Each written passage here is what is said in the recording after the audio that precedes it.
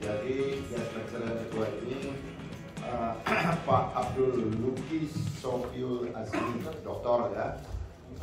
Beliau ini sebenarnya S1-nya sama mesin, teknik mesin, tapi ini multi jurusan ya. S2-nya magister hukum ya. Mungkin waktu sekolah dulu bilangnya di hukum gitu.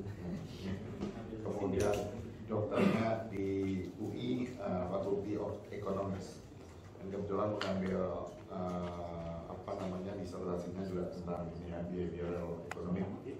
Beliau posisi terakhir adalah direktur Prima Meta Semesta yang terkait dengan IT dan metaverse. Setelah ada intervensi tadi dilakukan, apa yang perlu dilakukan gitu?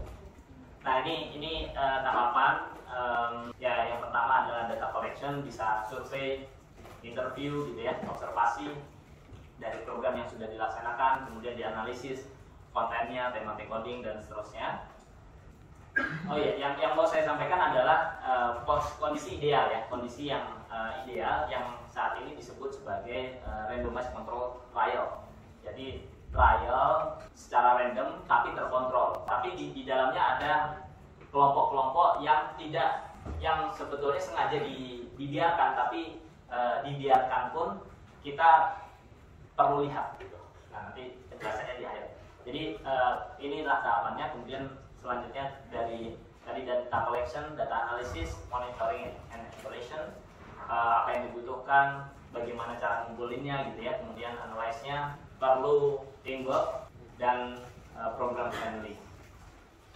Oke, ini cara-cara data collection and analysis ini. It is most likely that they will need a mix of qualitative and quantitative data from different sources to increase the credibility of the findings and answer the key evaluation questions. Oke, ini. Second, they will need to examine what data are already available, such as program performance and monitoring. Jadi kayak tadi kan misalnya ada kualitatif, ada kuantitatif, dua-duanya penting. Kemudian dilanjutkan dengan melihat apa yang sudah pernah dilakukan sehingga kita bisa melakukannya dengan lebih tepat gitu. Third, Adam and his team need to check that they have not overlooked it. Ini alat bantu aja untuk membuat lebih mudah memahami termasuk nanti timnya ya. And fourth, Vadim will need to check that the selected methods are doable in terms of time, capacity, and financial. Ini biasanya yang jadi masalah besar, kita punya keterbatasan tapi juga harus kredibel dan relevan. Ini contoh pengambilan sampel. Probability, where something is ini yang paling umum ya, probability. Jadi sekian persen dari sekian populasi. Kalau proportif ya kita lihat secara lebih mendalam gitu ya. Terus continuous ya, siapa yang maulah kita ini lakukan gitu. Snowballing kalau di psikologi itu biasanya ini bisa dibilang masuk ke purposive gitu. Jadi kita ngeliat, terus kita lihat lebih dalam dan seterusnya. Ini terkait dengan data quality. Throughout all stages of the evaluation process, the most fundamental aspects to data quality that Vadim needs to pay attention to are validity. Did the data measure what they were intended to measure? Reliability. Are the data measured and collected consistently? And will the results be the same when measurements are repeated? Completeness. Are the data sufficiently free of gaps? Precision. Is there enough detail and specificity? Integrity. Are the data protected from deliberate bias or manipulation? Timeliness. Are the data up to date and available on time? Mistakes in data collection can lead to unuseful data or invalid findings and can mislead decision makers. Oke, nah kalau teman-teman mau terkait dengan hal ini, saya menyampaikan bahwa sebetulnya ilmu ini sangat berkembang dan perkembangannya sangat bertahap. Jadi instead of dulu saya di tahun 2000-an kuliah itu berbasis pada buku, sekarang cenderung berbasis pada jurnal gitu ya, jurnal yang terpercaya. Contoh yang mau saya sampaikan adalah kalau misalnya kita melihat sampling gitu ya, kalau misalnya tadi sampling yang tadi sudah disampaikan itu, itu kan kita melihat persentase berdasarkan teori A, teori B gitu. Nah di sini juga sama, tapi seringkali persentase itu, jadi ada satu contoh cerita, kita nggak bisa melihat persentase berbasiskan jumlah orang karena jumlahnya sangat terbatas, sehingga berbasiskan biaya yang dikeluarkan gitu. Biaya yang dikeluarkan untuk melakukan RCT tadi itu bisa menjadi faktor pengalih jumlah sampel. Nah itu kan hal yang biasanya nggak kita pikirkan, tapi dengan berbagai alasannya dia menunjukkan bahwa itu valid, proses atau hitungan seperti itu valid, ya itu bisa dilakukan gitu. Jadi permasalahannya seringkali ketika kita masuk ke penelitian yang mengeluarkan angka besar, di tengah-tengah kita stres ya, karena hasilnya nggak sesuai gitu dengan yang kita harapkan. Nah itu bisa perlu juga tuh kita melihat dari tempat-tempat lain, kondisinya kayak apa, mungkin apa signifikansi itu dilihat dari sisi mana gitu ya.